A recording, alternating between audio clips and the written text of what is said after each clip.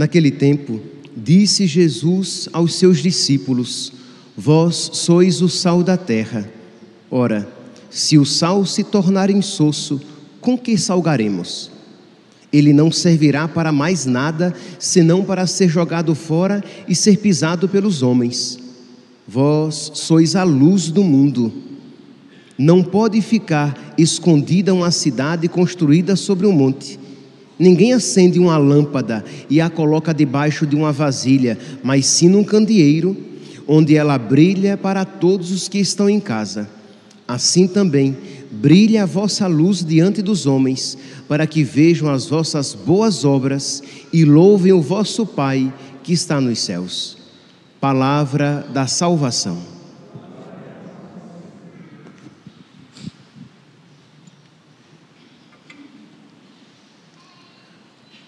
Vós sois o sal da terra, vós sois a luz do mundo.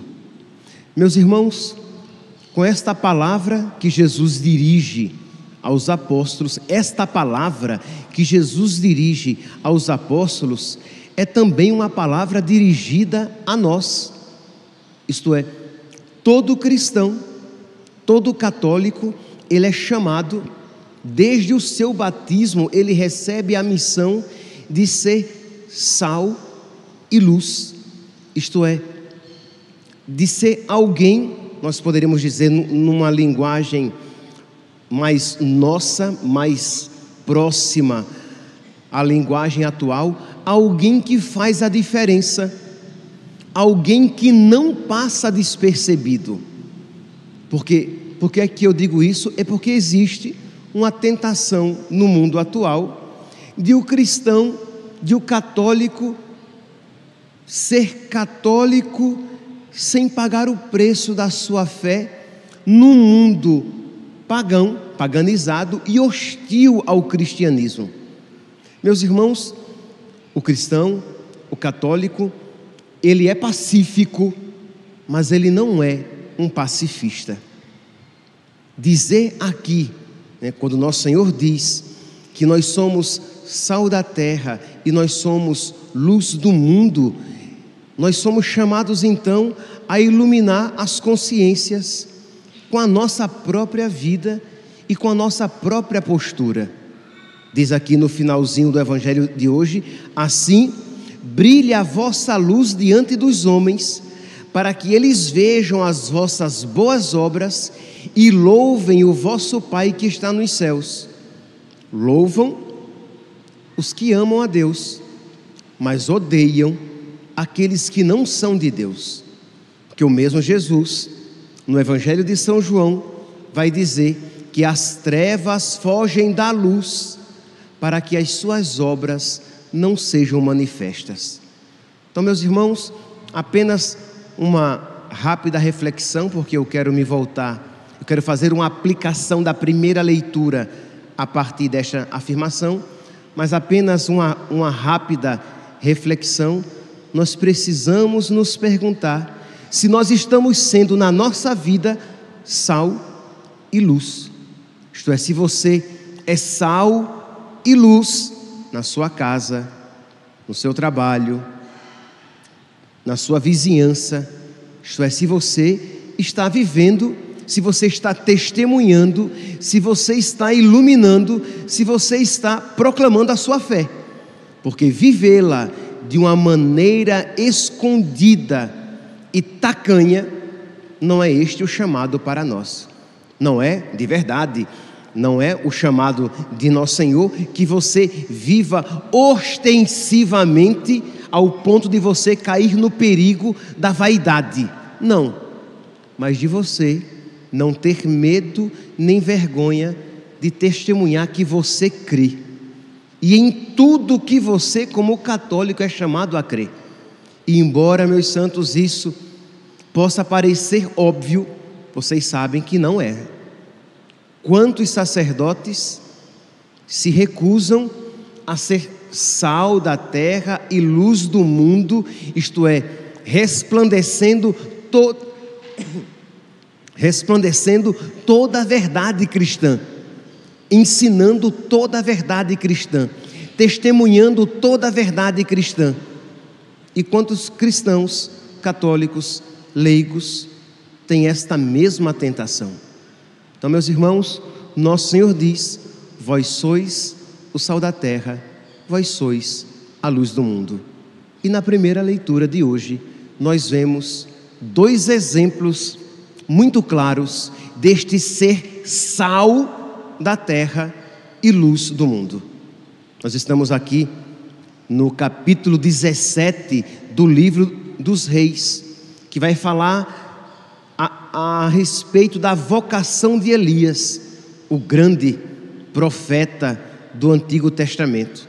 Pois bem, diz aqui que Elias ele profetizou no período do rei Acabe. Se vocês pegarem a Sagrada Escritura, nós estamos aqui no capítulo 17, no versículo 7, mas se vocês voltarem um pouquinho, lá no capítulo 16, no versículo 30, vocês vão ver que Acabe, o rei, aquele que reinava no tempo de Elias, Acabe, filho de Arim, fez o mal aos olhos do Senhor, e mais ainda do que todos os seus predecessores. Como se não lhe bastasse o andar nos pecados de Jeroboão, filho de Nabate, desposou ainda Jezabel, uma pagã. E diz aqui que ele rendeu o culto a Baal, prostrando-se diante dele, um rei de Israel, que para agradar a todos, porque já que existiam muitos pagãos no seu meio, e inclusive a sua esposa, ele prestava culto, ele não denunciava a maldade daqueles cultos, porque imagine, pegaria mal, ele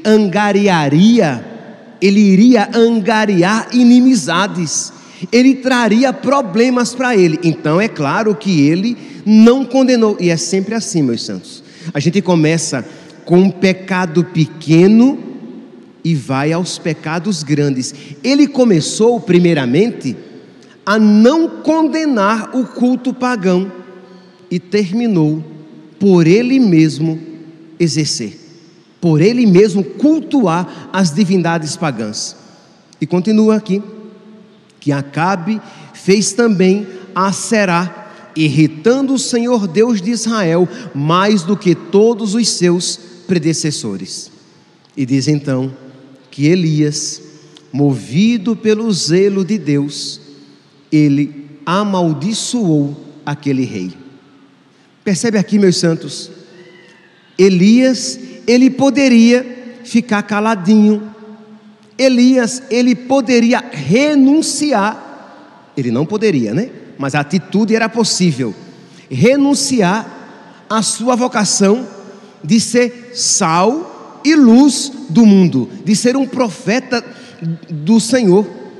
Ele poderia, ao invés de ele se deixar consumir e guiar pelo seu zelo, ele poderia se deixar guiar pelos seus interesses. A pergunta é: e você, meu santinho, você é guiado pelo zelo de Deus, pelo amor das coisas de Deus, ou pelos seus interesses? Interesses imanentes, interesses materialistas, interesses do seu egoísmo, das suas vontades, dos seus sonhos aqui neste mundo. Elias era profeta do Senhor e ele era movido pelo zelo do Senhor. Meus irmãos, é tão bonito dizer, mas nós sabemos muito bem que não é tão simples assim. Precisamos pedir a Deus que nos conceda a graça, que nos dê a valentia, a coragem, o esmero, a dedicação, a parresia de nós nos deixarmos guiar pelo zelo de Deus, pela vontade de Deus, pelo Espírito de Deus, para que possamos ser sal da terra e luz do mundo. Senão você começa bem e termina mal. Senão você terá um verniz de católico, de católica, mas na verdade você é pagã, você é pagão, você é idólatra. Por quê? Porque pelas suas amizades você sacrifica a sua fé. Pelo seu emprego, você sacrifica a sua fé e a sua salvação eterna. E, consequentemente, a salvação daqueles que dependem da sua conversão. Porque não pense você que você vai para o inferno sozinho. Você se perde e, infelizmente, você levará tantos outros com você. Porque a salvação de tantos outros dependia da sua conversão, da sua verdadeira docilidade. Se você permanecesse e perseverasse, sal da terra e luz do mundo. Meus irmãos, creem em Deus Pai, se isso é verdade a respeito dos leigos, muito mais a respeito de nós, sacerdotes. O quanto nós, sacerdotes, precisamos ser sal da terra e luz do mundo, e para isso precisamos ser movidos pelo zelo de Deus. Pois bem, então Elias, movido pelo zelo de Deus, Elias amaldiçoa Acabe, amaldiçoa o reino de Israel, dizendo: pela vida do Senhor Deus de Israel, a quem eu sirvo, não haverá nestes anos orvalho nem chuva, senão quando eu disser. Ele proclamou seca, era um sinal da maldição do Senhor, e por causa disso, Elias começou a ser perseguido. Aqui, meus santos, também precisamos estar dispostos, se queremos ser de fato sal da terra e luz do mundo, precisamos estar dispostos a sofrer por causa disso. Porque olha, sendo sincero, se eu perguntar aqui, quem quer ser sal da terra e luz do mundo? Nossa, eu quase que conseguiria ver até as mãos levantadas aqui nas câmeras, de pessoas que estão ouvindo a homilia. Ah, eu quero, é tão bonito ser sal da terra e luz do mundo. Mas, meu santo, você está disposto a pagar o preço por ser sal da terra e luz do mundo? Os santos foram sal da terra e luz do mundo. Os mártires foram sal da terra e luz do mundo, mas eles estavam dispostos, porque movidos pelo zelo de Deus, movidos pelo Espírito de Deus, eles estavam dispostos a pagar o preço para ser sal da terra e luz do mundo. O problema é que nós somos frouxos, nós somos uma geração medíocre. Nós queremos, porque achamos bonito dizer que nós somos luz do mundo, mas nós não queremos pagar o preço. E o preço, meus santos, é sempre a cruz. E Jesus nunca foi um marqueteiro que, para que nós abraçássemos a cruz, nublou a verdade. Ele sempre deixou muito claro: quem quiser me seguir, renuncie a si mesmo, tome sua cruz e me siga. Mas, meus santos, o maravilhoso, e é maravilhoso, é que quando nós, movidos pela graça de Deus, dizemos: Senhor, eu quero ser sal da terra e luz do mundo, Ele pouco a pouco fará brotar no nosso coração a alegria por nós sofrermos por zelo. Ele fará brotar pouco a pouco a alegria por nós sofrermos por Ele, como Ele fez brotar a alegria no coração de Elias. Mas pouco a pouco nós teremos que no início provar o peso da cruz, o gosto amargo da palavra de Deus, que pode ser doce na boca, mas vai amargar no estômago, como diz o livro do Apocalipse. Então nós precisamos estar dispostos. Pois bem, diz então que Elias isso profetizou e fugiu, porque Acabe e Jezabel queriam matá-lo. E diz aqui o início da leitura de hoje: naqueles dias secou a torrente do lugar onde Elias estava escondido. Isto é, a secura bateu em todo Israel, inclusive onde Elias estava. Isto é, de alguma maneira o profeta sofre a sorte do seu povo. Nós não seremos colocados numa redoma de vidro, nós não serviremos a Deus, e aí Ele nos livrará de todos os problemas, e aí Ele nos livrará de todos os males. Ele estará conosco em todos os problemas, Ele estará conosco em todos os males, mas às vezes nós teremos que passar pelos males e pelos problemas. Pois bem, diz então que Elias estava ali escondido. Então a palavra do Senhor foi-lhe dirigida nestes termos: levanta-te e vai a Sarepta dos Sidônios e fica morando lá, numa região pagã, numa região fora de Israel. E aí, meus santos, nós veremos um outro sinal, uma outra imagem de alguém que é sal da terra e luz do mundo. E lá estava uma viúva, também sofrendo com aquela seca e aquela carestia, porque de alguma maneira, não sofria apenas Israel, mas as regiões vizinhas.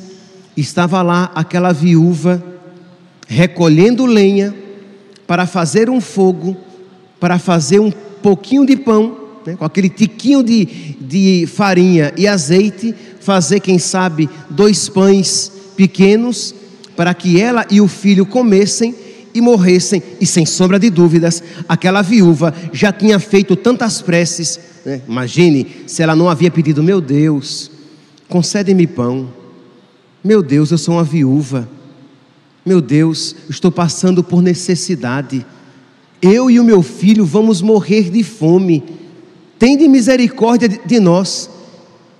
E meus santos, quase que constrangedor como Deus ouve a prece daquela viúva. Ela está pedindo e Deus a manda dar.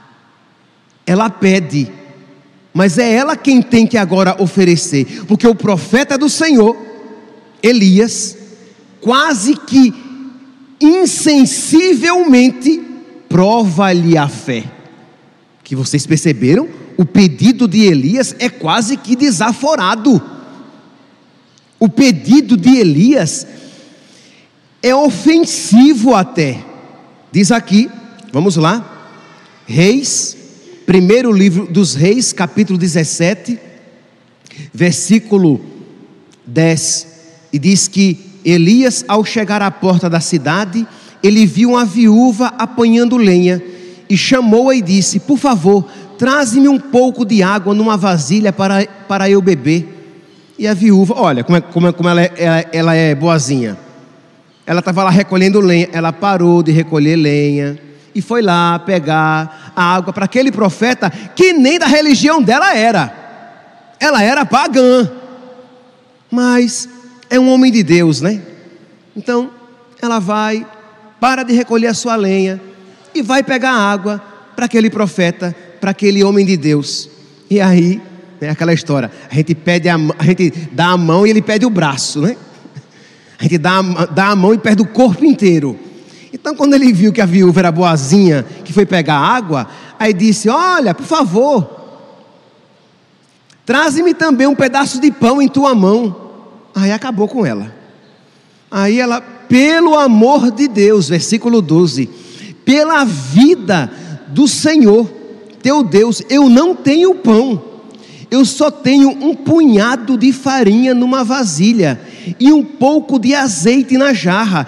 Eu estava apanhando 2 pedaços de lenha a fim de preparar esse resto para mim e meu filho, para comermos e depois esperarmos a morte. Elias replicou-lhe: não te preocupes. Como assim não te preocupes, gente? Coloque-se no lugar dessa mulher. Alguém que pede aquilo que você tem somente para você e para seu filho e depois esperar a morte. Imagine, é uma situação desesperadora até. E ele diz: não te preocupe. Como assim? Não sei? Porque não é você, Ela poderia dizer, mas ela não disse. Ela foi caridosa e crente. Ela creu, ela acreditou naquele homem de Deus que disse: não te preocupes, vai e faze como disseste. Isto é, você vai morrer, né? Então tá bom. Mas primeiro, prepara-me com isso um pãozinho, porque eu te prometo que farás o mesmo para ti e o teu filho, porque assim fala o Senhor Deus de Israel: a vasilha de farinha não acabará, e a jarra de azeite não diminuirá, até o dia em que o Senhor enviar chuva sobre a face da terra. E a viúva acreditou. Isto é, ela foi dócil àquela palavra daquele homem de Deus. Ela creu. Meus irmãos, nós precisamos crer na palavra de Deus. Nós não precisamos que venha um profeta e nos diga o que devemos fazer. A palavra de Deus, escrita e transmitida há mais de 2000 anos, transmitida e interpretada há mais de 2000 anos na igreja, já nos ensina em que devemos crer, o que devemos esperar, como devemos viver e o que devemos praticar. Peçamos a Deus esta fé. Muitas vezes, meus santos, nós renunciamos à nossa fé, isto é, deixamos de ser sal da terra e luz do mundo, porque nós não acreditamos nas promessas de Deus. Nós não acreditamos que Deus de verdade, Ele vá recompensar aqueles que lhe forem fiéis. Nós não acreditamos que Deus vê a nossa vida e ouve as nossas preces, como esta viúva acreditou. Ela acreditou na palavra do profeta Elias, e nós temos alguém maior do que Elias, Jesus, em quem nós podemos acreditar. E Ele disse que aqueles que esperam nele não se decepcionam. Ele disse que valeria a pena perder tudo por causa dele, porque a nós nos seria oferecido o reino dos céus. Ele disse. E qual será a nossa resposta? Qual será a nossa atitude? Nós estaremos dispostos a perder tudo por causa dele, acreditando em sua palavra, como a viúva renunciou o restinho de farinha e de óleo que ela tinha, tornando-se sal da terra e luz do mundo, exemplo para nós. Como os santos que isso fizeram, cada um na sua particularidade de vida, tornaram-se sal da terra e luz do mundo. Ou nós iremos nos apegar à nossa mesquinhez, ao nosso egoísmo e à nossa infidelidade, tornando-nos trevas e perdendo o sabor, restando-nos apenas o destino de ser pisado pelos homens, porque é para isso que serve o sal quando ele perde o sabor. Que hoje, meus santos, o Salmo, este Salmo 4, tão bonito, ilumine, nos ajude na nossa oração. Quando eu chamo, respondei-me, ó meu Deus, minha justiça. Este salmo a viuvinha poderia rezar, a viúva de Sarepta, e todos nós. Vós que soubestes aliviar-me nos momentos de aflição, atendei-me por piedade e escutai minha oração. Filhos dos homens, até quando fechareis o coração? Porque amais a ilusão e procurais a falsidade? Compreendei que nosso Deus faz maravilhas por seu servo e que o Senhor me ouvirá quando lhe faço a minha prece. Deus vê a nossa vida e ouve as nossas preces, como viu a vida de Elias e ouviu as preces da viúva de Sarepta. Que Deus misericordiosamente conceda-nos esta graça e nós correspondamos com a vida fiel, para que ela possa brotar e se multiplicar cada vez mais na nossa vida. Que Deus nos conceda a graça de sermos sal da terra e luz do mundo. Louvado seja nosso Senhor Jesus Cristo.